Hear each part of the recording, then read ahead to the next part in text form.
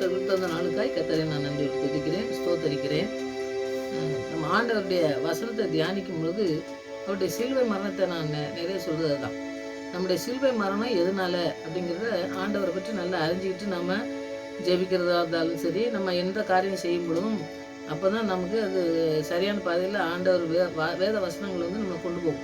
அவரை யாரும் தெரியாமல் நாம் வேத வசனங்களை படிக்காமல் நம்ம இஷ்டப்படி போகும்பொழுது நிறைய காரியங்களில் தவறு நடக்கும். அதனால் ஆண்டவரை பற்றி முதலாவது நம்ம அறிஞ்சிக்கணும். அப்படிங்கிறதுல நம்ம ஜெபிக்கும் பொழுது ஆண்டவர் கொடுத்த வசனம் தான். அவரோட நம்ம எல்லா ரட்சிப்பை நம்ம உலக வாழ்க்கையில் எல்லாத்தையுமே இழந்து போன நிலையில் இருக்கும் பொழுது தான் ஆண்டவர் என்ன செஞ்சார், பிதாவானவர் ஆண்டவராக இயேசு கிறிஸ்துவ சிலுவையில் மரணத்துக்காக நமக்கு கொடுத்தாரு. அதனால் சொந்த குமாரன் பார்க்காம நமக்கு தந்த ஆண்டவர் நம்மளோட கூட நெருங்கிய அந்த காரியத்தை செய்கிறதுக்கு, நம்மளுக்கு என்னெல்லாம் முடியாமல் இருக்குதோ அதெல்லாம் செய்து முடிக்கிறது நமக்கு பக்கத்தில் இருக்கிறவராக அவர் நம்ம ஜெபத்தை கேட்குறவராக இருக்கிறாரு. அதனால் அந்த சொந்த குமாரனே நமக்காக தந்தறிந்தவர் மற்ற எல்லாவற்றையும் தருவார். மற்ற எல்லாத்தையும் தருவதற்கு அவரால் முடியும் அப்படிங்கிற அந்த காரியத்தை நம்ம தியானிக்கும் பொழுது தான் சொந்த குமாரனை தந்தாருன்னு சொல்லி எல்லாருக்குமே தெரியும். அப்போ ஒரு கிறிஸ்தவங்களுக்கு மட்டும்தான் சொந்த குமாரனை தந்தாங்கன்னு சொல்லி அவங்க ஒரு உரிமை பாராட்டுதாங்கன்னு நினச்சிக்கிட்டாங்க. ஆனால் அப்படி கிடையாது. உலகம் அனைத்து மக்களுக்காக ஆண்டவர் ரத்தத்தை சிந்தி அவங்க பாவியாக இருந்தாலும் சரி, அவங்க பாவத்தை எல்லாத்தையுமே கழுவி முடிச்சுத்தவர் தான். ஆனால் நாம் அவர்கிட்ட வரும்பொழுது தான் அந்த பரிசுத்தமான வாழ்க்கையை நம்ம வாழ முடியும். அந்த அவர் யாருன்னு தெரிஞ்சுக்கணும், அவர் எதுக்கு அனுப்பப்பட்டார், எதுக்கு நம்மளோட கூட இருக்கிறாரு, நமக்கு என்ன செய்கிறாருங்கிறத நம்ம தியானிப்போம். ஆண்டவர் இந்த காரியத்தை படிக்கும் பொழுதும் அது நமக்கு பெரிய அற்புதத்தை செஞ்சு நம்ம நடத்துவார்னு சொல்லி நான் விசுவாசிக்கேன். ஆண்டவர் நம்மளோட கூட பேசும்பொழுது அந்த வசனத்தினுடைய கருத்துக்கள் நிறையா நமக்கு இந்த வாழ்க்கைக்குள்ள நிறைய பிரயோஜனமாக இருக்கும். அதனால் ஆண்டவர் பேசின வசனங்களை நம்ம தியானிப்போம். அந்த பெரிய கருணை செய்வார். ஜெயிப்போம். நல்ல தகப்பனே நமக்கு நன்றி செலுத்துகிற சுவாமி. நாங்கள் ரட்சிப்பை எல்லாவற்றையும் இழந்த நிலையில் இருக்கும் இந்த உலகத்தில் வாழும் பொழுது எங்களுக்கு ரட்சிப்பை கொடுப்பதற்காக உங்களுடைய இயேசு குமாரனை எங்களுக்கு தந்து சிலுவையில் மரணத்துக்கு ஒப்பு கொடுத்து பாவமில்லாத அந்த ஜீவ ரத்தத்தை எங்களுக்கு தந்து, எங்களுக்கு ஜீவாதிபதியை தந்து, எங்களுக்கு ஜீவனை தந்தது மாத்திரமல்ல ரட்சிப்பை தந்து எங்களுக்கு பாவ மன்னிப்பிலிருந்து ஒரு பரிசுத்த வாழ்க்கையை தருவதற்காக, எங்களோடு கூட இடைப்படுவதற்காக, எங்களோடு கூட பேசுவதற்காக நீங்கள் தந்த அந்த ஆண்டவருக்காக நன்றி செலுத்துகிற சுவாமி. அந்த ஆண்டவரை ஏற்றுக்கொண்டது மாத்திரமல்ல, அவர் செய்த காரியங்களை நாங்கள் புரிந்து கொண்டு வாழ்ந்து அந்த வாழ்க்கையில் நாங்கள் ஜெயத்தை பெற்றுக்கொள்கிற பிள்ளைகளாக காணப்பட கிருபை செய்யுங்க சுவாமி. எல்லாவற்றையும் செய்து முடிய எங்களோடு கூட இடைபடுகிற தேவனாய், எங்கள் மத்தியில் இருக்கிறவராய், எங்களோடு கூட எப்பொழுதும் ஆண்டவரை கூட இருக்கிறவராய் இருக்கிறீர் என்பதை நாங்கள் உணர்ந்து கொள்ள கிருபை செய்யுங்க. அந்த வசனத்தை தியானிக்கும் பொழுது நீங்கள் எங்களோடு கூட பேச வேணுமா ஜெபிக்கிறேன். ஒவ்வொருடைய வாழ்க்கையிலும் இருக்கிற எல்லா காரியங்களிலும் ஆண்டவரை நீங்கள் எல்லாத்தையும் செய்து முடிக்க முடியும் என்று அந்த விசுவாசத்திலே பலப்பட கிருபை செய்து வண்ணத்துமா ஜெபிக்கிறேன். வசனத்தை தியானிக்கும் பொழுது ஆவியானவர்களோடு பேசி வண்ணத்துமா ஜெபிக்கிறேன். துதிக்கிற மயமெல்லாம் நமக்கே செலுத்துகிறேன். இயேசு ரட்சகர் நாமத்தில் ஜெபம் நல்ல பிதாவே, ஆமென். ஒரு பாடல் பாடி நம்ம வசனத்துக்குள்ள கடந்து சொல்லுவோம்.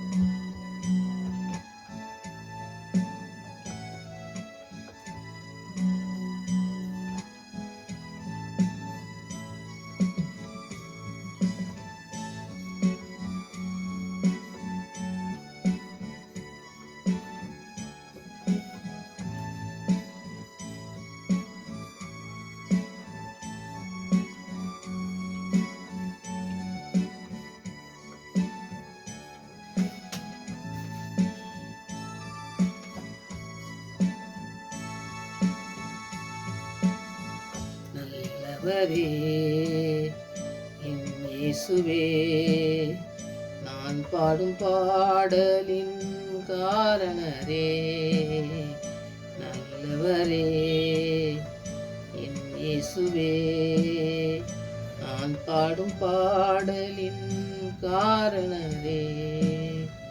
நன்மைகள் எதிர்பார்த்து உதவாதவர், இளையாம் என்னை என்றும் மறவாதவர். நன்மைகள் எதிர்பார்த்து உதவாதவர், இளையாம் என்னை என்றும் மறவாதவர். துதி உமக்கே கனம் உமக்கே, புகழும் மேன்மையும் ஒருவருக்கே. துதி உமக்கே கனம் உமக்கே, புகழும் மேன்மையும் ஒருவருக்கே.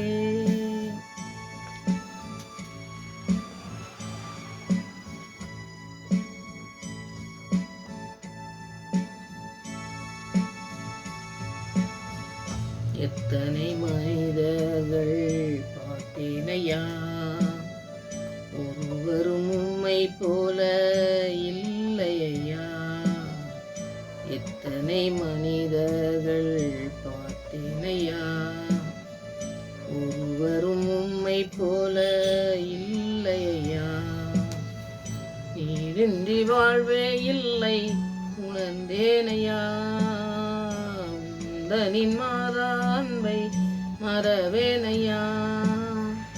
நீரின்றி வாழ்வே இல்லை உணர்ந்தேனையா, உந்தனின் மாறா அன்பை மறவேனையா. துதி உமக்கே கனம் உமக்கே, புகழும் மேன்மையும் ஒருவருக்கே.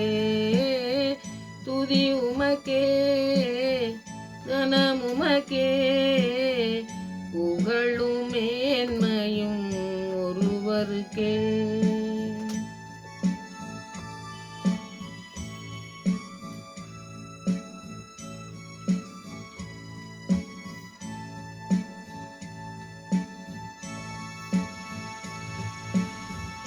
என் மன ஆழம் என்ன நீரறிவி, என் மன விருப்பங்கள் பார்த்து கொள்வி.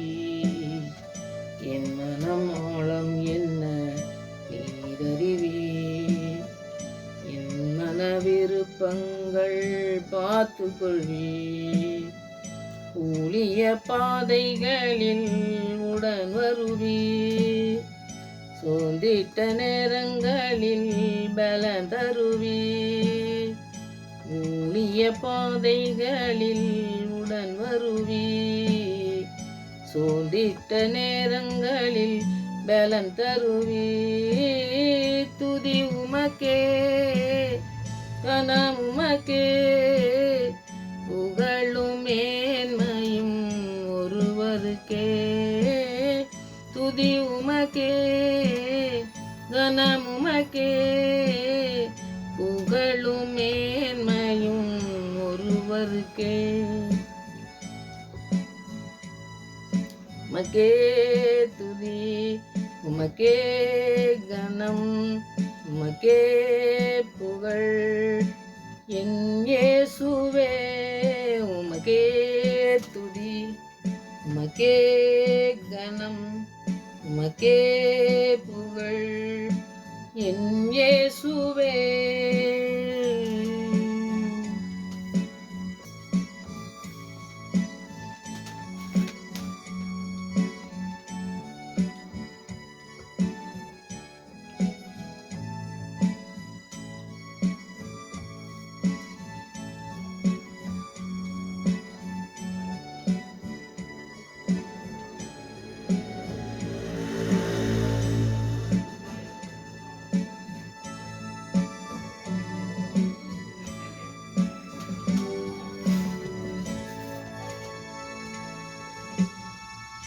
நமக்கு இன்னைக்கு சொந்த குமாரனை அவருடைய சொந்த குமாரன் நமக்காக தந்தார் அப்படிங்கிற ஒரு தலைப்பில் தான் இன்றைக்கி நம்ம தியானிப்போம். ரோமர் 8வது இடத்துல 31வது வசனத்தை நீங்கள் முதல்ல படித்து பார்த்தீங்கன்னா, இவைகளை குறித்து நாம் என்ன சொல்வோம், தேவன் நம்முடைய பட்சத்தில் இருந்தால் நமக்கு விரோதமாக இருப்பவன் யாருன்னு கேள்வி கேட்டிருக்கிறாரு. அப்போ ஆண்டவர் நம்ம பட்சத்தில் இருக்கணும்னாக்கி எதுக்காக ஆண்டவர் எதுக்காக கொடுக்கப்பட்டாரு அப்படிங்கிறத முதல்ல தெரிஞ்சுக்கணும்.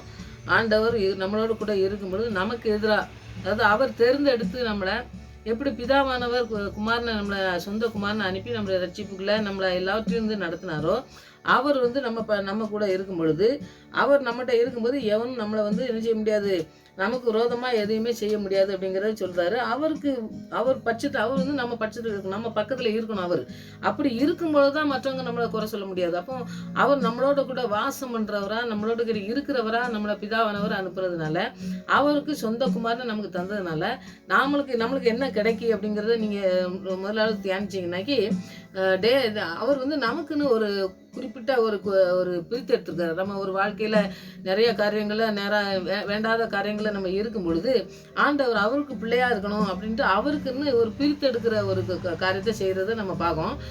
அதுக்கு இப்போ அது வந்து அவர் நம்ம பட்சத்தில் இருக்கணும்னாலே, நமக்கு விரோதமாக இருக்கிறது நம்ம வந்து எல்லாத்துலேயும் வெற்றி பெறணும்னாலே அவர் நம்ம பக்கத்தில் இருக்கணும். நம்ம பக்கத்தில் இருக்கணும்னா அவருக்கு பிரியமானதை நம்ம செய்யணும். அப்போ குமாரனை அனுப்புனது எதனால?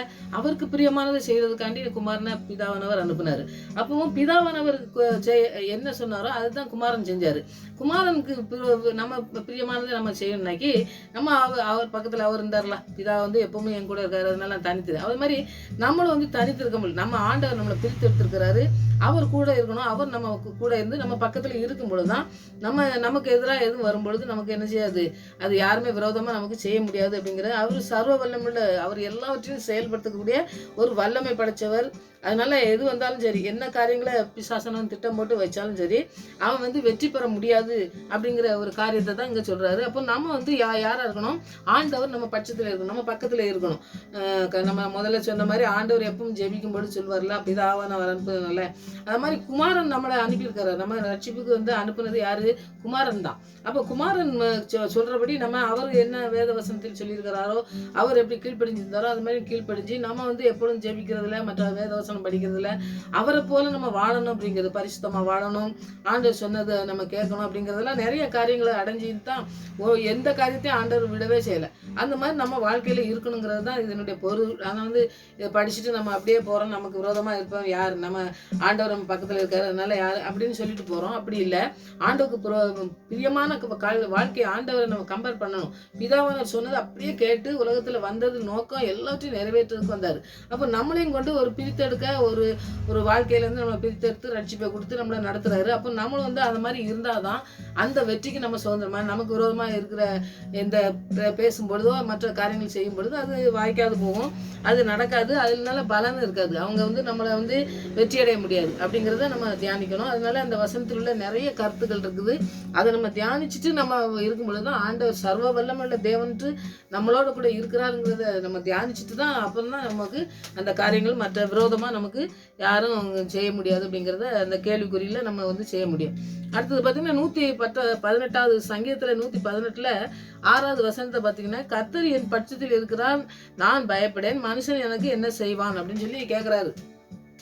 இந்த சங்கீதத்தெல்லாம் படிக்கும்போது நீங்கள் பார்த்தீங்கன்னாக்கி ஏன் விரோதமாக இல்லைன்னாக்கி ஆண்டவர்கிட்ட ஜெபிக்காமல் இவர் யுத்தத்துக்கே போக முடியாது. தாவீதுலாம் பார்த்தீங்கன்னா அப்படியே இருக்கும் பொழுது தான் அவர் என் பட்சத்து, ஏன் பக்கத்தில் அவர் இருக்காரு, அதனால நான் பயப்பட மாட்டேன். அப்போ நம்ம பக்கத்தில் ஆண்டவர் இருக்கும்போது நம்ம பயப்படாமல் இருக்க முடியும். நம்ம ஆண்டவருக்கும் தூரமாக இருக்கும் பொழுது நமக்கு பயங்கள் மற்ற காரியங்கள்லாம் பிசாசனம் கொண்டு வரதுக்கு நிறைய காரியங்கள்லாம் நம்மளை ஈஸியாக நம்மளை இது பண்ணிடுவான். அப்போ ஆண்டவருடைய அந்த ஆதாம் ஏவாள்கிட்ட தான் நீங்கள் போகணும். ஆதாம் ஏவாள் வந்து பார்த்தீங்கன்னாக்கி டெய்லி ஆண்டவர் வந்து பேசும்பொழுது ஆதாமே கூப்பிடுவார், அவங்கெல்லாம் பேசிட்டு எல்லாம் இருந்துட்டு போகும்பொழுது அன்னைக்கு ஒழிச்சுக்கிட்டோம்னா, ஏன்னா அவன் இப்போ ஆண்டவர் சொன்னதுக்கு கீழ்ப்படியாதனால தான் பயம் வருது. அப்போ நீங்கள் ஆதாம் ஏவாளுக்கு எப்படி பயம் வந்ததோ அதே மாதிரி தான் நமக்கும் ஆண்டவருடைய வார்த்தைக்கு கீழ்ப்படியாமல் அவர் சொன்னதை கேட்காம அவர் நம்மளோட கூட இருக்கிறாரு, நம்ம அவர் சொன்னபடி தான் நடக்கும், நம்ம எல்லாம் செய்கிறோம் அப்படின்னு சொல்லும் பொழுது இந்த காரியத்தில் என்ன செய்யணும், நான் மனுஷங்களாம் பயப்பட மாட்டேன் அப்படிங்கிறது. அப்போ மனுஷன் வந்து என்னன்னாலும் செய்யலாம், மனுஷன் வந்து நமக்கு விரோதமாக என்ன காரியங்கள்லாம் செய்யலாம். ஆனால் அந்த காரியத்திலேருந்து ஆண்டவர் நமக்கு என்ன செய்கிறார், உதவி செய்கிறவரா, நமக்கு பலன் தந்து அதுலேருந்து நம்ம வந்து விடுதலை செய்யறதுக்கு நமக்கு வல்லமுள்ள தேவன். அதுதான் அவர் சொல்கிறாரு. நமக்கு மனுஷனுக்கு என்ன செய்வான், நான் ஏன் கூட நீங்கள் இருக்கிறதுனால நான் பயப்பட மாட்டேன் அப்படின்னு சொல்கிறத நம்ம பார்க்கும். அப்போ அந்த மாதிரி இருக்கும் பொழுது நான் உனக்கு அடைக்கலமாக இருந்து நான் உனக்கு வந்து உதவி செஞ்சு நான் வந்து அந்த இடத்துல நான் என்ன செய்வேன், உனக்கு நாம் உதவி செய்கிறது மாத்திரமல்ல, நம்ம ஒன்றும் ஏன் பிள்ளை அப்படிங்கிற ஒரு உரிமையை நான் தந்து ஒன்று நடத்துவேன் அப்படிங்கிறத சொல்கிறத நீங்கள் பார்க்கலாம். அப்போ அந்த காரியங்களை செய்யும் பொழுது தான் நமக்கு ஆண்டவருடைய வசனம்லாம் நமக்கு தியானிக்கும் பொழுது ஆண்டவர் நம்மளோட கூட இருக்கும்போது அந்த பயம் இருக்காது அப்படிங்கிறத நீங்கள் அந்த இடத்துல தியானிக்கணும்.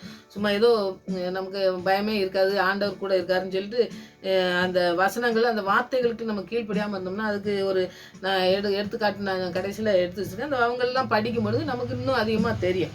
இப்போ ரோமரில் 8வது அதிகாரத்தில் 32வது வசனம் தான் ஆண்டவர் பேசின வசனம்.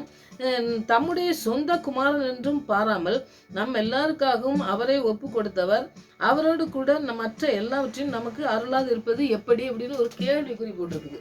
அப்போ இதை நம்ம படிக்கும் பொழுது ஆண்டவர் நமக்காக சொந்த குமாரனை தந்துட்டாரு. அவர் ஒப்பு கொடுத்த பிறகு நமக்கு எல்லாவற்றையும் தரதுக்கு ஏன் மற்ற நம்ம நினைக்கும் ஆண்டவர்கிட்ட இந்த ஜெபம் பண்ணி கேட்டோம் அதை மட்டும்தான் தருவார், மற்ற காரியங்கள்லாம் செய்ய மாட்டார். ஏன்னா சாலமோனை நீங்கள் எடுத்துக்கிட்டிங்கனாக்கி அவர் வந்து இந்த மக்களை எப்படி நான் வந்து அரசாட்சி பண்ணணுங்கிறது தெரியாது, அதுக்கு வந்து ஞானத்தை தான் கேட்டார் அவர். அப்போ ஆண்டவருக்கு பிரியமான காரியத்தை நம்ம கேட்கும் பொழுது நமக்கு கேட்டதையும் கேட்க நம்ம மறந்துருப்போம். அதெல்லாம் செய்கிறதுக்கு அவர் வல்லமுள்ளவர், எல்லாவற்றையும் செய்ய வல்லமுள்ளவராக இருக்கிறார். அப்போ குமாரனை வந்து நாம் எல்லாருக்கும் ஒப்பு கொடுத்தவர் அவரோடு கூட மற்ற எல்லாத்தையும் தருவார் அப்படிங்கிறது நம்ம விசுவாசம் தான் வரணும். இதில் விசுவாசத்தை நம்ம நிறைய காரியங்கள் விசுவாசம் தான். ஆபிரகாம் போகிறது அந்த மாதிரி காரியங்கள்லாம் சாலமோனுக்கு எல்லாவற்றையும் கொடுத்தாரு. அவன் கேட்க மறந்த செல்வங்களை மற்ற எல்லா காரியத்தையும் செஞ்சாருன்னு சொல்லி நம்ம பார்க்கணும். அதனால் ஆண்டவர்கிட்ட நம்ம என்ன கேட்கணும் என்ன கேட்கணும்னு தெரியாமல் கூட நம்ம இருக்கும் பொழுது வாக்கு கடங்காத பெருமிச்சோடு நமக்காக பிதாவிட்ட வேண்டுதல் செய்கிறவராக இருக்காருன்னு சொல்லி நம்ம படிக்கும். அப்போ அப்படிலாம் வசனங்களை தியானிக்கும் பொழுது ஆண்டவர் வந்து சொந்த குமாரன் பாரா நமக்கு எல்லாத்தையும் தந்துட்டாரு. அப்போ நமக்கு மற்ற எல்லாத்தையும் நமக்கு இந்த உலக வாழ்க்கையில் எத்தனையோ காரியங்கள் இருக்குது, அதெல்லாம் தரமாட்டாரா? நமக்கு ஒரு அற்புதம் செய்ய மாட்டாரா? நம்முடைய வாழ்க்கையில் எத்தனையோ நெருக்கங்கள் வருது, அந்த காரியத்திலலாம் ஆண்டவரை ஆராதிச்சு அவரை தான் நம்பி நம்ம ஜெபிக்கும் பொழுது அவர் பிரசனத்தை அனுதினமும் தேடி நாடி அவரை சார்ந்து வாழும்போது இந்த மனுஷனுக்கு நம்ம பயப்படுறதுக்கு அதெல்லாம் நமக்கு பயம் வரவே வராது. ஏன்னா இழந்து போனதை மீட்டெடுக்க தான் சிலுவையில் மரணத்தை ருசி பார்க்கறதுக்கு இயேசுவை வந்து அனுப்பினார் பிதாவானவர். அப்போ குமாரனை அதுக்காகவே அனுப்பி நம்மளை வந்து பாருங்கள் எத்தனை அவமானம் எத்தனை காரியங்களில் சிலுவை மரணத்தில் தொங்கும்பொழுது எத்தனை காரியங்கள் அவங்கெல்லாம் செஞ்சாங்கன்னு சொல்லி நீங்கள் படிச்சிங்கன்னா தெரியும். அத்தனை அவமானத்தெல்லாம் சுமந்து நமக்காக விலையுந்த அன்பளிப்பை நமக்கு தந்திருக்காரு. நம்ம எப்படின்னா நமக்கு ஒரு பரிசு தந்த மாதிரி தான். ஆண்டவர் வந்து நம்ம இழந்து போய் கிடந்தோம், எல்லாத்தையும் இழந்து நமக்கு என்ன செய்யணும் தெரியாமல் உலகத்தில் பிசாசின் பிடியில் கிடந்த நம்மளை எடுத்து அவர் ஆண்டவருடைய பிள்ளையாக மாற்றி நம்ம அந்த வசனத்தெல்லாம் தியானித்து அவருடைய பிரசனத்தில் உணர்ந்து அவர் நம்மளோட கூட இருக்கிறத அருகில் இருக்கிறத நம்ம உணர்ந்து கொள்ளதுக்கான அந்த உலகத்தில் எல்லாவற்றையும் நமக்கு தராமல் எப்படி இருப்பேன்னு சொல்லி நம்ம உணரக்கூடிய அளவுக்கு ஆண்டவர் வந்து நம்மளோட கூட பேசுகிறத நம்ம உணர முடியும். ஏன்னா நமக்கு எந்த தகுதியுமே இல்லாத பொழுது நம்மளை தேர்ந்தெடுத்து நம்மளை வந்து நமக்கு இந்த வசனங்கள்லாம் தியானிக்கிறதுக்கு நமக்கு சொல்லி தந்து அந்த வசனத்தினுடைய கருத்துக்களெல்லாம் தெரிஞ்சு நம்முடைய வாழ்க்கையில் அதை நம்ம கடைபிடிச்சு மற்றவங்களுக்கு அதை கடைபிடிக்க சொல்கிறதுக்கெலாம் வந்து பெரிய ஞானம் படித்து நம்மளை அப்படிப்பட்டவங்கெல்லாம் வந்து ஆண்டவர் தேர்ந்தெடுக்கிறது இல்லை. ஆண்டவர் தேர்ந்தெடுக்கணும்னு யாரை தீர்மானிச்சுக்கிறாரோ அவங்கள கொண்டு என்ன செய்யணும்னு சொல்லி ஆண்டவர் செய்கிறத பார்க்காரு. அதனால் நம்ம வந்து ஆண்டவருடைய கருத்தில் நம்ம ஒப்பு கொடுத்துட்டோம்னாக்கி அந்த நம்பிக்கை இருக்கணும், விசுவாசம் இருந்தால் போதும், ஜெபித்தா போதும். ஆண்டவர் எல்லாவற்றையும் நமக்கு இந்த உலகில் என்ன தேவையோ அதையெல்லாம் செய்கிறதுக்கு ஆண்டவர் வந்து வல்லமுள்ள ஆண்டவராக இருக்காரு. அதனால் அந்த வசனங்கள்லாம் தியானிக்கும் பொழுது நீங்கள் வந்து ஆண்டவர் என்ன செய்ய சொல்லியிருக்காரு, என்ன நம்ம இப்படி நம்முடைய வாழ்க்கையில் எல்லாத்தையும் தருவாரா தரமாட்டாரா, எல்லாத்தையும் மனுஷனுக்கு பயந்துட்டே வாழ்ந்தோமா, நம்ம வாழ்க்கை எப்படி இருக்குது அப்படின்னு சொல்லி நம்ம வந்து அதுக்காக பயந்துட்டு நம்ம வாழ வேண்டிய அவசியமே இல்லை. அந்த காரியங்களை நம்ம செய்ய வேண்டிய அவசியமே இல்லை. சிலுவை மரணத்தின் மூலமாக நம்ம ரட்சித்து நம்மளை விலைக்கு வாங்கி கொண்டு நம்மளோட கூட இடைப்படுகிற தேவனாக இருக்கார், நம்மளோட கூட பேசுகிறவர். அப்போ நம்ம பக்கத்தில் இருந்தால் தானே பேச முடியும். இப்போ பாருங்கள், தூரத்தில் இருந்தோம்னாக்கே நம்ம பேச முடியுமா? அப்போ ஆண்டவர் வந்து என்ன செய்கிறார், நம்மளோட கூட பேசுவேங்காரு. நீ என்னோட பேசு, நான் உன்னோட கூட பேசுறேன்னு சொல்கிறாரு. நம்ம ஜெபிக்கும் பொழுது அவரோட பேசுவோம். அவர் நமக்கு பதில் கொடுக்கும்போது நம்மளோட கூட அவர் பேசுகிறாரு. அவர் வார்த்தையின் மூலமாக நம்மளோட கூட பேசுகிறத நம்ம உணர முடியும். அதனால் அந்த அருகில் இருக்கிறத நம்ம பார்க்க முடியும். அந்த அருகில் இருந்து பார்த்து ஆண்டவரை நம்ம துதிக்கிற பிள்ளைங்களா ஆண்டவருக்கு முழுவதுமாக அர்ப்பணித்து எல்லாவற்றையும் நீங்கள் செய்து முடிப்பீங்கன்னு சொல்லி விசுவாசத்தோடு அந்த நாட்களை ஜெபிப்போம். ஆண்டவர் பெரிய காரியங்களை செய்வார். சொந்த குமாரன் என்று பாராமல் நம்ம எல்லாருக்கும் ஒப்பு கொடுத்தவர் அவரோடு கூட எல்லாவற்றையும் நமக்கு அருள்வார் நமக்கு தருவார் அப்படிங்கிற விசுவாசத்தில் நம்ம இந்த நாட்களில் ஜெபிப்போம். ஆண்டவர் பெரிய காரியங்களை செய்வார். இதற்கு பாருங்கள், ஒரு 3 பேர் நம்ம வேத வசனத்துலேருந்து நம்ம படித்தோம்னாக்கி இன்னும் அதிகமாக தெரியும். அப்படிங்கிறதுனால நம்ம அதையும் தியானிச்சிடலாம். இஸ்ரேல் மக்களை தேசத்தை வந்து பங்கு வச்சு கொடுக்கறதுக்காக தான் யோசுவாவை ஆண்டவர் வந்து தேர்ந்தெடுத்து ஆண்டவர் அழைக்கிறத நம்ம பார்ப்போம். அப்போ அவர் வந்து யோசுவா வந்து மோசே கூட இருந்ததுனால அவங்க இவங்க இஸ்ரேல் மக்களை பற்றி எல்லாருக்குமே தெரியும். இவருக்கு வந்து கூட இருந்ததுனால தெரியுதுனால இவங்களெல்லாம் கொண்டு போய் எப்படி நம்ம அதுக்கு கானான் கொண்டு போய் அவங்களெல்லாம் பங்கு வச்சு அதெல்லாம் எப்படி இவங்களெல்லாம் செய்கிற முடியும், இவங்களெல்லாம் கஷ்டமாக இவங்களை கூப்பிட்டு போகிறது அப்படின்னு சொல்லி அவர் சொல்லும் பொழுது மோசே பார்த்தாரு அது உள்ள பிரவேசிக்கலைன்னு நமக்கு தெரியும். அதனால் இவர் என்ன செய்கிறாரு, நான் வந்து போக மாட்டேன், எப்படி போகிறது, எனக்கு பயமாக இருக்குது அப்படின்னு சொல்லி அதிகாரத்திலே சொல்லுறதை நம்ம பார்ப்போம். அதில் 9வது வசனத்தில் நீங்கள் பார்த்தீங்கன்னாக்கி ஆண்டவர் வந்து சொல்கிற அழைக்கிறது என்னையும் பயப்படாதுன்னெலாம் சொல்லி ஆண்டவர் வந்து அழைக்கிறத நீங்கள் பார்க்கலாம். அதை முதலால 6, 7, 9 பார்த்தீங்கன்னா பலன் கொண்டு திறமானதாக இருந்து 3 திருப்பி சொல்கிறாரு. அப்போ அவர் வந்து ஒரு திருப்பி சொன்னோன்னே அவர் வந்து சரி நான் வேலையை பார்க்கேன் ஆண்டவர் கூட இருக்கேன்னு சொல்லிட்டாரு அப்படின்னு சொல்லி அவர் போகலை. ஏன்னா நமக்கும் அதே பார்த்து நம்முடைய வாழ்க்கையிலையும் பாருங்கள், ஆண்டவர் நம்மளோட கூட பேசுவார், எல்லாம் செய்கிறேன் பாரு, இதெல்லாம் நான் செய்வேன், இதெல்லாம் நீ வந்து பயப்பட வேண்டாம், மனுஷனுக்கு பயப்படாத, நீ வந்து உலகத்தில் எதுக்கும் பயப்பட வேண்டிய அவசியமே இல்லை, நான் உன்னோட கூட இருக்கேன், நீ திடமானதாக இரு, நீ பயப்படாதன்னுலாம் சொல்லுவார். ஆனாலும் நமக்கு ஒரு பயம் இருக்க தானே செய்யுது. அந்த மாதிரி யோசுவாவுக்கும் பயம் இருந்ததுன்னு சொல்லி நம்ம பார்க்கோம். அப்போ ஆண்டவர் 3 தரப்பு சொல்கிறாருன்னு நம்ம பார்க்கோம். அந்த வசனத்தில் 9வது வசனத்தில் நீங்கள் பார்த்தீங்கன்னா இங்கே மோசே வந்து யோசுவா கூட பேசும்போது அந்த மோசே இல்லையே, நான் எப்படி இந்த நிலையில் வந்து நான் எப்படி இதை செய்வேன், இந்த காரியத்தை செய்கிறதுக்கு எனக்கு வந்து பலன் இல்லை. ஆனால் ஆண்டவர் என்ன செய்கிறாருன்னா அவனால் செய்ய முடியும், இவனால் செஞ்சு முடிக்க முடியும் அப்படின்னு அவர் தீர்மானித்து அவர் அழைக்கிறவங்க பாருங்கள், அந்த வேலையை செய்து முடிக்கிறவங்கள தான் ஆண்டவர் அழைக்கிறத நம்ம பார்க்க முடியும். அதனால் நம்முடைய வாழ்க்கையிலையும் பார்த்திங்கன்னாக்கி ஆண்டவர் என்ன அழைப்பு கொடுத்துருக்கிறோம் அந்த அழைப்பை நம்ம செய்து முடிக்கிறதுக்கு இந்த நாட்களில் நமக்கு சூழ்நிலை வந்து நமக்கு சாதகமாக இல்லாமல் இருக்கலாம். ஆனால் ஆண்டவர் நம்மளோட கூட இருந்து நம்மளை பேசி நம்மளை நடத்தணும்னு சொல்லி வச்சுருந்தாருன்னா அந்த காரியத்தை யாராலும் தடுக்க முடியாது, எந்த மனுஷனும் தடுக்க முடியாது, பிசாசும் தடுக்க முடியாது. அந்த காரியத்தை நம்ம கொண்டு செஞ்சு முடிப்பார் அப்படிங்கிறத இந்த யோசுவாவை வச்சு நம்ம பார்க்கலாம். பலம் கொண்டு திலமது அவனுக்கு வந்து தேவையான அத்தனை ஆற்றலையும் வந்து இந்த பணிபுரியதுக்கு அந்த வேலை செய்கிறதுக்கு என்ன வேலை செய்யணுமோ அந்த யாத்திராமத்தில் நீங்கள் பார்த்தீங்கன்னாக்கி மோசைக்கு வேலை இந்த கூடாரம் கட்டுறது, பிறகு இந்த ஆசரிப்பு கூடாரம் செய்கிறது எல்லாத்தையும் வந்து மாடல் கொடுப்பாரு. எல்லாம் மாடல் கொடுத்து செய்கிறத நீங்கள் பார்க்கலாம். ஆலயத்தை கட்டுறதுக்கு மாடல் கொடுப்பாரு. இந்த மாதிரி நிறைய காரியங்களை சொல்லும் பொழுது அந்த வேலை செய்கிறதுக்கு எல்லாத்தையும் சொல்லி கொடுத்து தான் அவங்களுக்கு அழைச்சி அவங்க செய்ய முடியும். இப்போ பேழையை எடுத்தாருன்னா பேழையை எப்படி கட்டணும்னு சொல்லி அவருக்கு ஒரு மாதிரி கொடுத்து பேழை செய்கிறாரு. இப்படி நிறைய காரியங்கள் நீங்கள் அந்த வேத வசனத்தில் நீங்கள் படிக்கலாம். அப்போ ஆண்டவர் வந்து என்ன செய்கிறாருன்னா அதை கற்றுக் கொடுக்குறாரு. இப்போ நமக்கு வந்து உலக காரியங்களில் நீங்கள் நிறைய காரியங்களில் கற்றுக் கொடுக்கறதுக்கு நிறைய பேர் வந்து தவறுதலாகவும் சொல்லி தரதுக்கு வாய்ப்புகள் இருக்குது. நிறைய காரியங்களில் அப்படி செய்கிறாங்க. ஆனால் வந்து ஆண்டவர்கிட்ட நம்ம கற்றுக்கொள்ளும் பொழுது அவர் வேலையாக நம்ம என்ன செய்யணும்னு சொல்லி நம்ம திட்டம் வச்சுருக்கிறாரோ அந்த வேலையை நம்ம கற்றுக் கொடுத்து இந்த யோசுவாவுக்கு அதெல்லாம் சொல்லி கொடு. ஆண்டவர் அவனுக்கு ஒன்றுமே தெரியலை, எப்படி இவங்களெல்லாம் கொண்டு போய் எப்படி இவங்களுக்கெல்லாம் பங்கு அப்படி தெரியலை. ஆனால் ஆண்டவர் அந்த வேலையை எப்படி கரெக்டாக செய்யணுங்கிறத நல்லா சொல்லி கொடுத்து அழைச்சி அந்த யோசுவாவை வந்து பயன்படுத்துகிறாருன்னு நான் பார்க்கோம். அப்போ தேவனுடைய என்ன ஆண்டவர் கொடுத்து அவரை வந்து யோசுவாவை வழி நடத்துகிறாருன்னு பார்த்தீங்கன்னாக்கி ஒரு 3 காரியத்தை நீங்கள் பார்த்தீங்கன்னாக்கி அதுக்கு எப்படின்னு தெரியும். வேத வசனத்தின் மூலமாக தேவனுடைய வாக்குறுதி இருக்குது அவர் எப்படி வாக்குறுதி கொடுத்துருக்காரு, நான் உன்னோட கூட இருக்கேன், நீ எந்த இடத்துல நீ விட மாட்டேன், நான் உன்னை கைவிடவே மாட்டேன்னு சொல்லிட்டு மனுஷன் சொன்னாமலாம் கைவிட்டுருவான். ஆனால் ஆண்டவர் சொன்ன வார்த்தைக்கு வந்து இவர் என்ன செய்கிறாரு, நம்ம ஆண்டவர் நம்மளை கைவிட மாட்டேன்னு சொல்லியிருக்காரு, நீ பலம் கொண்டு திலமண்ணா இருந்து வேற சொல்லியிருக்கிறாரு, அதனால் நம்ம கூட இருக்கிறதுனால நம்ம இதை செஞ்சிடலாம் அப்படின்னு சொல்லி 1வது அதிகாரத்தில் யோசுவா 1:5-6 நீங்கள் படித்து பார்க்கலாம். தேவனுடைய வாக்குறுதியை கொடுத்துருக்கிறாரு. 2வது பார்த்தீங்கன்னா நிச்சயமாக வெற்றி அவருடைய தேவனுடைய வார்த்தையில இருக்குது அப்படிங்கிறத 1:7-8 பார்க்கலாம். நீங்கள் அந்த ஆண்டவருடைய நிச்சயமான வெற்றி, தேவனுடைய வார்த்தையில நிச்சயமான வெற்றி இருக்குது, அவர் வந்து நம்மளை வெற்றிகரமாக நடத்துவார் அப்படிங்கிற ஒரு உறுதியான விசுவாசம் தான். இந்த இடத்துலையும் விசுவாசத்தோடு தான் அவர் போகிறாரு. அப்போ ஆண்டவர் கொடுத்துற வார்த்தையின் மூலமாக நம்ம வெற்றி அடைய முடியுது. 3வது பார்த்தீங்கன்னா பாதுகாப்பான வழிகாட்டுதல், தேவனுடைய சமூகம் பிரசன்னம் அதெல்லாம் பராமரித்து அவரை வந்து வழி நடத்துகிற அந்த வலிமையை கொடுத்து நடத்துகிறத யோசுவா 1:9 நீங்கள் படித்து பார்க்கலாம். அப்போ ஆண்டவருடைய வார்த்தை தான் அவர் வந்து வழி நடத்தி அத்தனையிலும் சரியான இதை நடத்தி நானும் என் வீட்டாருமோ கர்த்தரே சேவிப்போன்னு சொல்லக்கூடிய அளவுக்கு அவர் வந்து அந்த வாழ்க்கையில் நடந்து கடைசி வரைக்கும் ஒரு தவறு கூட செய்யாமல் நடத்தி செல்ல ஆண்டவர் போதுமானவராக இருந்தார். அதனால் இந்த யோசுவாவை கொண்டு எப்படி நடத்தினார், எல்லாத்தையும் ஆண்டவர் கற்றுக் கொடுத்து நடத்தினார். அவர் பயந்தா கூட அவரை பலப்படுத்தி நடத்தினார். அதுபோல் நாம் பயந்த இடத்துல ஆண்டவர் என்ன சொல்கிறாரு, ஆண்டவர் சொன்ன வார்த்தைகள் என்ன, யோசுவாவுக்கு மாத்திரமில்லை எனக்கும் ஆண்டவரை நாங்களும் பயந்துருக்கோம், இந்த இடத்துல எப்படி நடக்கணும்னு தெரியல, எப்படி போகணும்னு தெரியல, அந்த இடத்துல நீங்கள் எங்களுக்கு கூட இருந்து எங்களை கைவிடாமல் எங்களை பலப்படுத்தி எங்களை நடத்துங்க, நாங்கள் பயப்படாமல் இருக்கணும், நாங்கள் பலம் கொண்டு திடமனதாக இருக்கணும், நாங்கள் நான் உன்னை விட்டு விலகுவதும் இல்லை, உன்னை கைவிடுவதும் இல்லைன்ட்டு யோசுவாக்கு மாத்திரம் இல்லை எங்களுக்கும் சொல்லியிருக்கீங்க ஆண்டவரே. அதனால் எங்களுக்கும் இந்த வார்த்தைகளை இந்த நாட்களில் எங்களுக்கு பயன்படுத்த நாங்கள் எங்கள் வாழ்க்கையில் நீங்கள் உதவி செய்யுங்க ஆண்டவரேன்னு சொல்லி நம்ம ஜெபிக்கணும். 2வது மனுஷனை பார்த்தீங்கன்னா எரேமியா தீர்க்கதரிசி, உங்களுக்கு தெரிஞ்சிருக்கலாம்.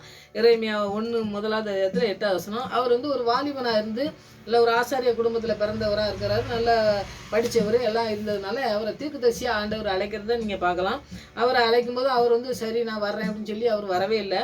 ஏன்னா அவங்களுடைய மக்களுடைய எல்லா காரியத்தையும் தெரிஞ்சு வச்சுருந்ததுனால அவங்க வந்து இவங்க அழைச்சாலும் அவங்க வந்து எப்படி நம்ம ஆண்டோடைய வார்த்தையை சொல்ல சொன்னார். இந்த யூதா மூப்பர்களுக்கு சொல்ல சொன்னார். அவர் யூதாவில் இருக்க அந்த மூப்பர்களுக்கெல்லாம் நீ வந்து சொல்லணும், தீர்க்க தரிசனமாக போய் அவங்களுக்கு எச்சரிப்பின் சத்தம் கொடுக்கறதுக்கு ஒன்று நான் அழைக்கேன்னு சொல்லி தான் ஆண்டவர் அழைக்கிறத நீங்கள் பார்க்கலாம். அப்போ தேவனுடைய வார்த்தையை பேசணுன்னாக்கி அவருக்கு ஆண்டவர் நம்மளோட கூட பேசும்பொழுது பார்த்தீங்கன்னாக்கி ஒரு நேரம் ஒன்று, அடுத்த நேரம் வேறு ஏதோ மாற்றி அந்த மாதிரி சொல்லி மாற்றி மனுஷன்லாம் பேசுவான் பார்த்தீங்களா. அப்படி பேச மாட்டார். இவன் கட்டிலேருந்து இறங்கி சாக மாட்டான், செத்து போயிடுவான் அப்படின்னு சொன்னோம்னா அப்படியே தான். அது வந்து சொல்கிற வார்த்தைகள் என்னென்னா தீர்க்கதரிசிகள் சொல்கிற வார்த்தைகள்லாம் அப்படியே நிறைவேறக்கூடிய வார்த்தைகளாக சொல்லுதார். அப்போ ஆண்டவருடைய வார்த்தையை பேசணுன்னாக்கி இவர் வந்து பயப்படுதார். நம்ம ஆண்டவர் சொல்கிற காரியத்தெல்லாம் சொன்னோம்னாக்கி இவங்க என்ன செய்வான் நமக்கு அப்படின்னு சொல்லி இவருக்கு நல்லா தெரிஞ்சதுனால போகிறதுக்கு பயப்படுதார். ஆனால் என்ன செய்தார், ஆண்டவர் வந்து செய்தார் எரேமியாவுக்கு என்ன, நீ வந்து பலன் கொடுத்து நீ பலன் கொண்டு நடந்து அந்த உறுதியாக இருக்கிறதுக்கு நீ வந்து நடந்து போகலாம், நான் உனக்கு வந்து ஒரு தெய்வீக ஒரு அதிகாரத்தை நான் உனக்கு கொடுக்கேன் அப்படின்னு சொல்லி சொல்கிறாரு. அவர் வந்து நீ போகலாம், நீ போ, நான் உன்னோட கூட இருக்கிறேன்னு சொல்லி தான் இந்த எரேமியா தீர்க்கதரிசியும் ஆண்டவர் அழைக்கிறத நீங்கள் பார்க்கலாம்.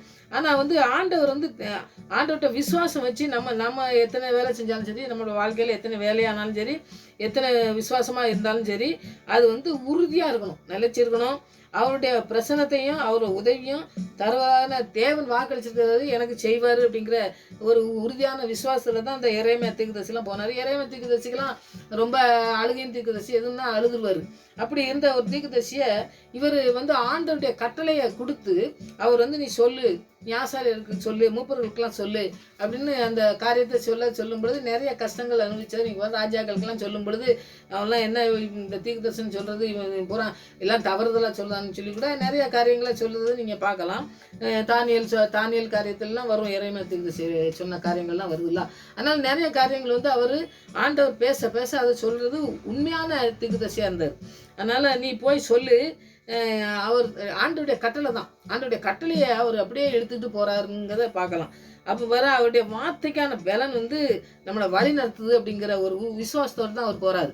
அவருக்கு போகிறதுக்கு இஷ்டமே கிடையாது. ஆனால் வந்து ஆண்டவர் நினச்சிருந்தாரு, நான் ஒன்றை தீர்க்கதரிசியாக தெரிஞ்சுக்கொண்டேன், நீ இப்போ சின்ன பிள்ளைன்னு சொல்லாத, நீ இப்போவே போ அப்படின்னு சொல்கிறார். அவர் சின்ன பிள்ளை பாரு, எனக்கு பேச தெரியும் அப்படிலாம் சொல்லுவார். ஆனாலும் நீ வந்து போ, நான் உனக்கு கட்டளையிடுதேன். அப்போது அவருடைய வார்த்தை நமக்கு கட்டளையிட்டு நம்மளை போக சொல்லும் பொழுது, அந்த இடத்துக்கு போகும் பொழுது நமக்கு எத்தனை தோல்விகள் வரலாம், இந்த எரேமியா தீர்க்கதரிசிக்கு வந்த மாதிரி. ஆனால் அந்த கட்டளைக்கு மீறாதபடி ஆண்டவர் நடந்தார்ல. ஆண்டவர் பிதாவுக்கு எப்படி கீழ்ப்படிஞ்சாரோ அதுபோல் இவங்க வார்த்தை கீழ்ப்படிஞ்சு என்ன செய்தார், ஆண்டவர் கீழ்ப்படிஞ்சு அந்த வார்த்தைக்கு கீழ்ப்படிஞ்சு போனதுனால இவங்க வாழ்க்கையில் நிறைய கஷ்டங்கள் வந்தது. ஆனால் ஆண்டவர் நடத்தினார். இப்படி நடத்துறதுக்கு நம்ம அர்ப்பணிக்கணும். அப்போ ஆண்டவராக இயேசு கிறிஸ்து நமக்கு எதுக்காக பக்கத்தில் இருக்காருன்னு சொல்லி பார்த்துருவோம், இந்த வேலைகளை செய்கிறதுக்கு தான். அவங்கவுங்கள ஒரு வேலைக்கு இப்போ பாருங்கள், யோசுவாவை பங்கு வைக்கிறதுக்குன்ட்டு எரேமியா தீர்க்கதரிசியை எச்சரிப்பின் சத்தத்தை கொடுக்கறதுக்காண்டி தேர்ந்தெடுத்தாருன்னு சொல்லி நம்ம பார்க்கோம். அப்போ ஒவ்வொருத்தரும் ஒரு வாழ்க்கையில் பாருங்கள், ஆண்டவருக்குன்னு வாழ்றதுக்கு ஆண்டவர் பிரித்து எடுக்கிறாரு. அப்படி பிரித்தெடுத்த பிள்ளைங்களாம் எடுக்கிறதுக்கு தான் ஆண்டவராக இயேசு கிறிஸ்து நம்முடைய ரத்தத்தினால சிந்தப்பட்ட ரத்தத்தினால நம்ம மீட்கெடுக்கப்பட்டு நம்மளை ரட்சிப்பை தந்திருக்கிறார். இது 3வது ஒரு மனுஷனையும் பார்க்கலாம், மோசே. யாத்திரா 3:12 நீங்கள் பார்த்தீங்கன்னா மோசே அழைக்கும் போது பார்த்தீங்கன்னாக்கி அவர் மனசே கிடையாது. அவருக்கும் வந்து பார்த்தீங்கன்னாக்கி எனக்கு பேச தெரியாது, எனக்கு திக்கு வயன், வேற யாரையா பாரோம் அப்படின்லாம் சொல்லும் பொழுது ஆரோன் அவர் அண்ணனை கொடுத்து ஆண்டவர் வந்து விடவே இல்லை. யாரை வந்து அவர் அழைக்கிறாரோ அவங்க அழைச்சி அவங்களுக்கு வந்து பெரிய வல்லமை இருக்குன்னு சொல்லி அழைக்கலை. அவங்ககிட்ட ஏதோ குறைவு இருக்குன்னு சொன்னால் கூட ஆண்டவர் நினச்சிதாரு அந்த குறைவுகளில் அவர் கூட இருந்து. அப்போ இப்போ நம்ம எந்த குறைவுகளில் இருந்தாலும் சரி அவங்களுக்கெல்லாம் நடத்தினார்ல, அது மாதிரி நமக்கு நடத்துவார் அப்படிங்கிறதுக்காண்டி தான் இவங்களெல்லாம் எக்ஸாம்பிளுக்கு எடுத்தேன்னா எடுத்து ஆண்டவரும் எழுதி தந்திருக்கிறத நம்ம பார்ப்போம். இப்போ இந்த வார்த்தைகள்லாம் நிறைய காரியங்கள் செய்கிறவங்க நிறைய பேர் இருக்காங்க.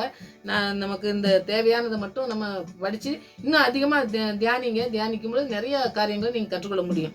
யாத்திராகமம் 3:12 மோசேயை அழைக்காரு. அவன் வந்து பார்த்தீங்கன்னா அவர் போகிறதுக்கே இஷ்டம் இல்லை. அப்போது ஆண்டவர் சொல்கிறார், நான் உன்னோட கூட இருப்பேன் அப்படின்ட்டு நான் அனுப்புவேன், அதனால் நீ போ அப்படின்னு சொல்லும் பொழுது மோசே வந்து இவங்க 2 பேரும் பார்த்தீங்கன்னாக்கி கேட்டு அப்படியே சரி நான் சின்ன பிள்ளைன்னாரு எரேமியா, அங்கே யோசுவா எனக்கு ஐயோ பயமாக இருக்குன்னாரு. அதுக்கெல்லாம் ஒன்று ஒன்றா சொல்லி ஆண்டவர் ஒவ்வொருத்தருடைய அழைப்பை நீங்கள் படித்து பாருங்கள். இந்த தீர்க்கதரிசிகளெல்லாம் எழுதி படித்து பாருங்கள். நிறைய காரியங்கள் நம்ம கற்றுக்கொள்ள முடியும். அவர் ஒன்று சொன்னார், இவர் ஒன்று சொன்னார். இவர் என்ன செய்யணும்னா எனக்கு திக்கு வையன், எனக்கு பேச தெரியாது, என்னால் போக முடியாது, வேற யாரையும் அனுப்புங்காரு. அப்போ ஆண்டவருக்கு விரோதமாக மாத்திரம் இல்லை, ஆண்டவருக்கு ஐடியா கொடுக்குற மாதிரிலாம் மோசே பேசுகிறாரு. ஆனாலும் ஆண்டவர் என்ன செஞ்சார், உன்னை தான் கொண்டு போய் வைப்பேன், உனக்கு பேச முடியாதா, நான் உனக்கு ஒரு ஆள் அனுப்புதேன் அப்படின்னு சொல்லி இவருக்கு மட்டும் ஆளையும் கூட அனுப்பிவிட்டு சொல்லுதாரு. சொல்லும் பொழுது அதோட முடிக்கிறாரா பாருங்கள். அவர் சொல்றாரு, நான் போவேன், நான் போனோம்னாக்கி ஒன்றை பிதா அனுப்புனேன், அந்த ஆண்டவர் அனுப்புனார், நான் வந்திருக்கேன்னு சொன்னாலும் இவங்க நம்ப மாட்டான்.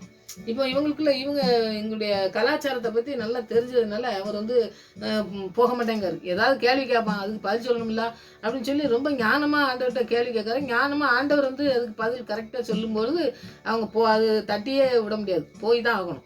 அதை சொல்கிறாரு. உங்களுடைய நாம என்னன்னு சொல்லி அவங்க கேட்டாமல் நான் என்ன செய்யணும், என்ன செய்வேன், அவன் அதெல்லாம் கேட்பான் அப்படின்னு சொல்லி யாத்திராகமம் 3:14 அவர் கேட்குறத நீங்கள் பார்க்கலாம். அப்போ அவர் சொல்கிறார், இருக்கிறவாய் இருக்கிறேன்னு சொல்லு. அதுக்கு அர்த்தம்னா தேவனுடைய சமூகம் மக்கள் மத்தியில் எப்பொழுது இருக்குது அப்படிங்கிறத நம்ம அறிஞ்சுக்கொள்ளணும் அப்படிங்கிறத நீ சொல்லு அப்படின்னு சொல்லி சொல்கிறார் ஆண்டவர்.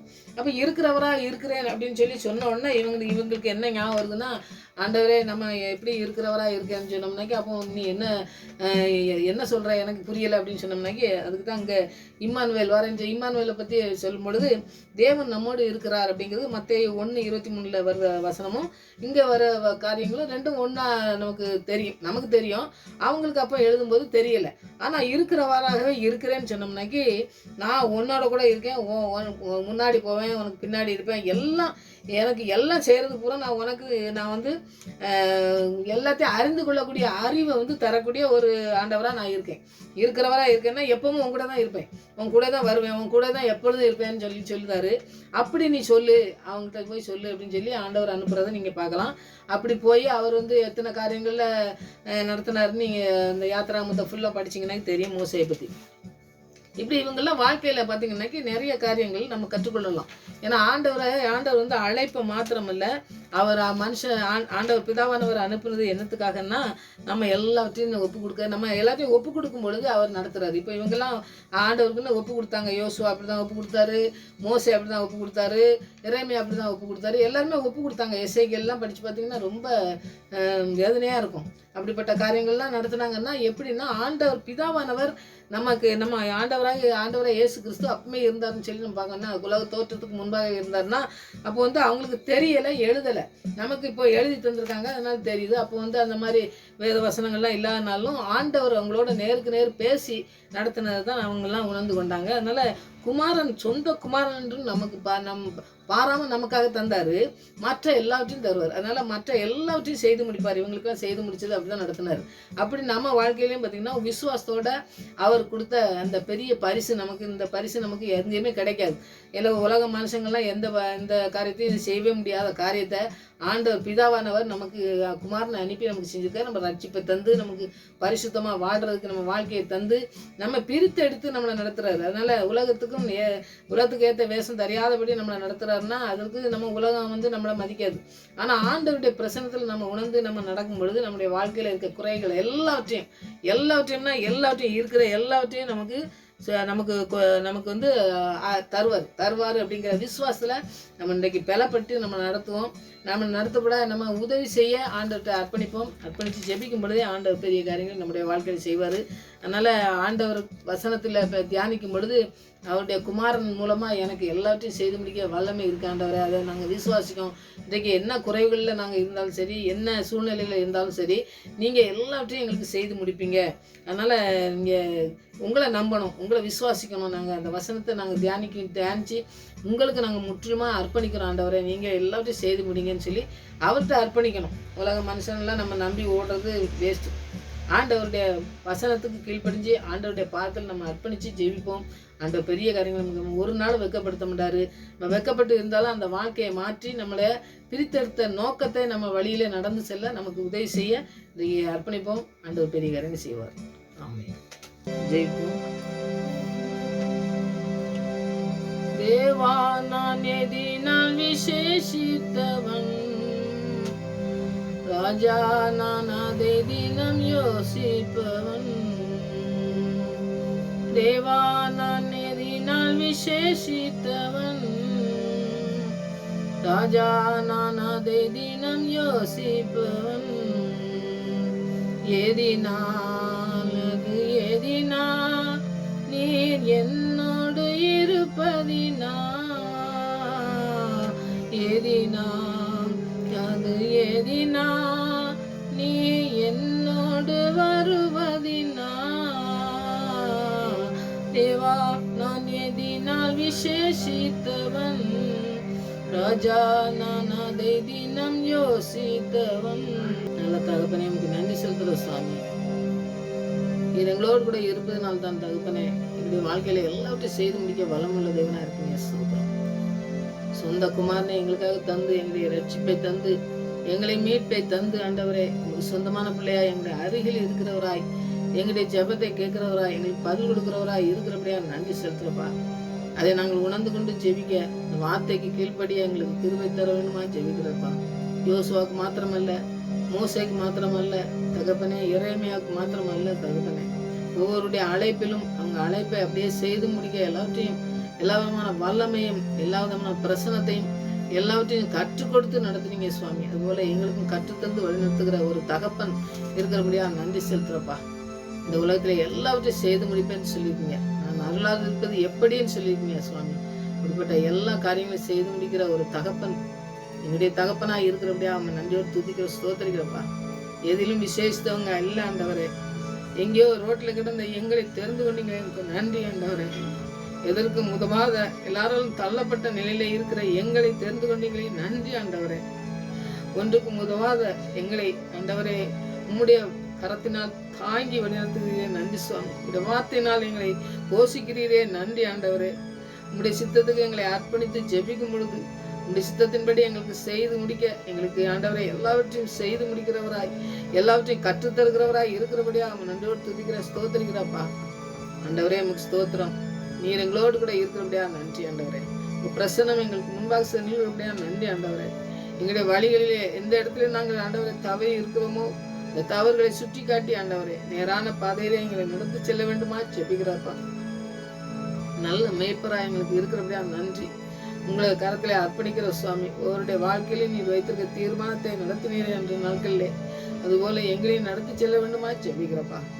அழைத்த நோக்கத்தை நிறைவேற்ற கிருபை செய்யுங்க. தடை பண்ணுகிற சத்துருவின் எல்லா திட்டங்களிலும் எங்களை விலைக்கு காத்து வழிநடத்த போதுமான கிருபையை தந்து ஆண்டவரே நீங்க சிலுவையில எங்களுக்கு ரத்தம் சிந்தி எங்களை மீட்டெடுத்து எங்களோடு கூட இருக்கிறவராய் இருக்கிறபடியா நன்றி ஆண்டவரே. அதை நாங்கள் உணர்ந்து கொண்டு விசுவாசித்து அதில் நம்பிக்கை வைத்து நாங்கள் ஜெபித்து விசுவாசத்திலே ஆண்டவரை பலப்படவும் ஆண்டவரே அந்த வெற்றியை சுதந்திரத்து கொண்டு உமக்கு சாட்சி உள்ள பிள்ளைகளா நாங்கள் வாழவும் எங்களையும் முற்றிலுமாய் அர்ப்பணிக்கிறோம் சுவாமி. இந்த பிள்ளைகளை அர்ப்பணிக்கும் பொழுது ஆண்டவரை நீங்க எடுத்து பயன்படுத்த வேண்டுமா ஜெபிக்கிறோம். அர்ப்பணிக்கிற ஒவ்வொரு பிள்ளையுடைய வாழ்க்கையில் நீங்க அற்புதத்தை செய்யுங்க, அதிசயங்களை செய்யுங்க. நான் என்னோடு கூட இருக்கிறேன், திடமானதா இரு, பலம் கொண்டு திடமானதா இருன்னு சொல்லி ஆண்டவரை யோசுவாக்கு சொன்னது போல எங்களுடைய வாழ்க்கையிலும் சொல்லி நீங்க நடத்த வேண்டுமா ஜெபிக்கிறோம். உன்னை விட்டு விலகுவதும் இல்லை, உன்னை கைவிடுவதும் இல்லை என்று சொன்ன தேவன் ஆண்டவரே யோசுவாக்கு மாத்திரமல்ல எங்களையும் நீ கைவிடாதபடி எங்களை விட்டு விலகாதபடி இருக்கிறபடியா நன்றி செலுத்துறப்பா. உங்க வசனம் எங்களை ஆண்டவரே வழி நடத்தட்டும். உங்களுடைய வார்த்தையின்படி நாங்கள் நடந்து செல்ல எங்களுக்கு கிருபை பாராட்டணுமா ஜெபிக்கிறோம். இந்த வாழ்க்கையை நீங்க தரங்க. பரிசுத்தமான பிள்ளைகளாய் ஆண்டவரே அநேக பிள்ளைகள் வந்து அநேக பரிசுத்தத்தை கற்றுக்கொள்ளவும் அநேக பரிசுத்த கூட்டமாய் துதிக்கிற பிள்ளைகளாய் காணப்படவும் தேவன் எங்களை நீ பயன்படுத்த வேணுமா ஜெபிக்கிறையா. இப்படிப்பட்ட ஆசீர்வாதத்தை நீ தந்து வழிநடத்த போறக்காக நன்றி செலுத்துறேன். எங்களுக்கு ஜெபத்துக்கு பயன்படுத்தபடியா நன்றி. முழுவதுமாய் உடைய கருத்துல அர்ப்பணிக்கிறோம். துதிக்கான மயமெல்லாம் நமக்கு செலுத்துறோம் ஆண்டவரே. மறுபடியும் உடையத்துல வரும் வரை எங்களை காத்து வழிநடத்துகிற கரம் எங்களோடு கூட இருக்கணுமா ஜெபம். துதிக்கான மயமெல்லாம் அமைதி செலுத்துறோம். இயேசு நாமத்தில் ஜெபங்களும் நல்ல பிதாவே.